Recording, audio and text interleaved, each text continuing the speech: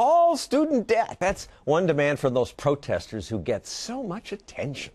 And President Obama has decided to revoke their debt, or at least to forgive all student debt after 20 years. It used to be 25 years. He's also taken steps to lower the students' interest rate. Of course, someone else has to pay for that, and as usual, that someone else is you.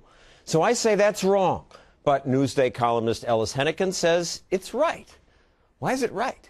Well, because in a way, John, we have reneged on our social compact with these kids. We told them, do whatever you have to do. Get a college education. When you get out of school, you're going to be off and have the opportunity to have a solid career that will enable you to get started as an adult and indeed to pay off these loans. You know what? I didn't tell them that. Well, but these were politicians and colleges lying to them. Well, they did a lot of it, but our culture in general has sent that message to young people for generations. And for those generations, it was true. But you know what? It's not true anymore. And some of those kids are saying, wait, hold on a second. If I have this ball and chain of debt around me, I'm never going to be able to get my adulthood started. This is a problem, and we need to face it. Why would I loan if I knew that government might come in and say, well, we're going to change the rules of this deal? Well, listen, clearly individual responsibility is an important value here. And kids, and I'm not, you'll notice, I'm not coming out for forgive every single nickel of student loans, but I do think that we need to take a new look at this thing. I propose the opposite of that as a new look. How about saying, we've been loaning all these kids money. Many of them shouldn't even be in college. Because we loan this money, college costs are way up. In fact, we have a graph of that. I mean, because of all these government handouts and easy loans, the cost of college has gone up at 4 times the rate of inflation. We complain about health care costs. They've gone up twice the rate of inflation. College is up 4 times. The colleges have become country clubs because of these loans.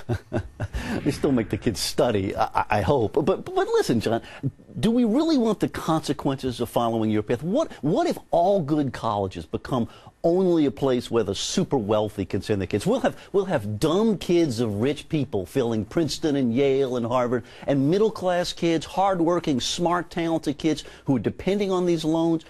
Maybe we'll just have to say, too bad, college is only for the richies?